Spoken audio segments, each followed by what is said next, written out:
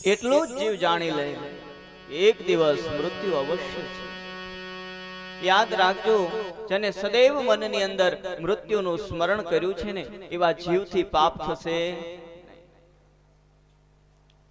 અને એક મોતને અને દૂજો બીજા એક ભગવાનને, આ બેને સદૈવ મનની અંદર રાખશું, એના સ્મરણમાં રાખશું, તો જીવથી પાપ થશે, અટકી જશે. અને પાપ કરતા અટકી જશો. સેવા અને પુણ્ય ભેગું કરશો તો પુણ્ય પુંજ બિનુ મિલહિ ન સંતા.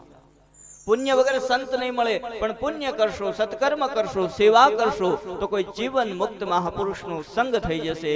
અને એના સંગ માત્રથી, એના સત્સંગ માત્રથી, એની સેવા માત્રથી બહુ સરળતાથી જેમ માખણમાંથી વાળ નીકળે એવી જ રીતે મારા તમારા હૃદયમાંથી માયા નીકળી જશે.